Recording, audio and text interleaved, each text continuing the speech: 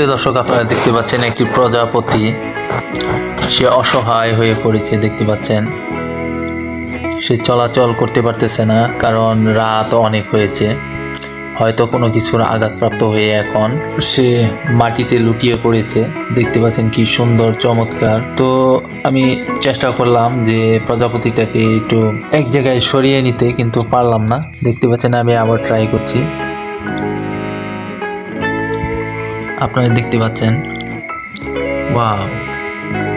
প্রিয় দর্শক, যেমন সুন্দর তেমন আকর্ষণীয় এই প্রজাপতি।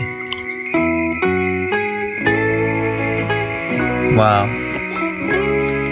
প্রিয় দর্শক, জানি ভিডিওটি আপনাদের কাছে ভালো লাগবে। আমি এটাকে একটি সেফ জায়গায় রাখার চেষ্টা করব। তো চলুন, যেখানে রাখলে প্রজাপতিটা সেফ থাকে। এই আমি রেখে দিলাম। দেখতে পাচ্ছেন একদম কাঠের সাথে মিশে গেছে।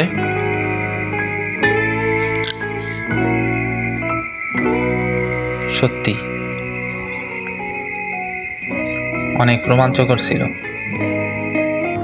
বলেন তো এটা কি পোকা? আসলে আপনারা দেখতে পাচ্ছেন, সঠিকভাবে দেখেন, আমি আপনাদেরকে বলছি, এটা হচ্ছে একটি তেলাপোকা। এরকম দেখেছেন প্রিয় দর্শক? আমার মনে হয় না যে এরকম আপনারা কোনো সময় দেখে যায় যে তেলাপোকা তার খোলস ছেড়ে বের হচ্ছে। আর ওয়াও, এটা নিতান্তই একটা, প্রিয় দর্শক, নিতান্তই একটা নতুন মুহূর্ত। আপনারা এটা দেখে একটি শিক্ষা বা একটি জ্ঞান অর্জন করতে পারছেন। অলরেডি খোলস ছেড়ে ফেলেছে, দেখতে পাচ্ছেন। আমি আপনাদেরকে দেখাচ্ছি। এই যে এটা কিন্তু একটি তেলাপোকা। প্রিয় দর্শক, এটা কিন্তু একটি তেলাপোকা। আপনারা দেখতে পাচ্ছেন, বিশ্বাস হচ্ছে না। তো চলুন আমি আপনাদেরকে দেখাই।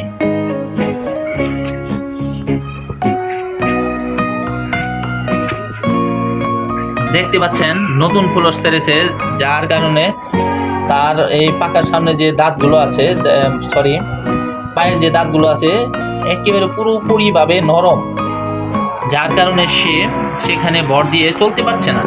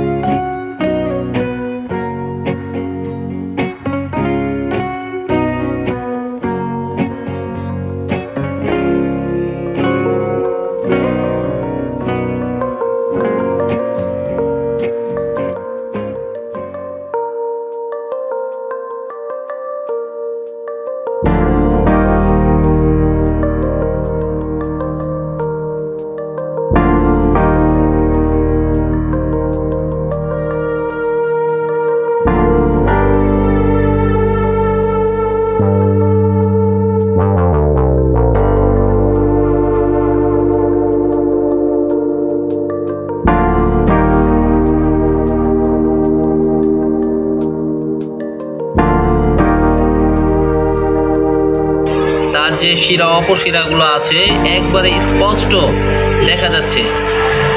2-1 দিনের মধ্যে সেই নতুন খোলস, তার খোলসটি রঙিন হয়ে যাবে বা লাল হয়ে যাবে। আপনারা সেটা আগে থেকেই জানেন।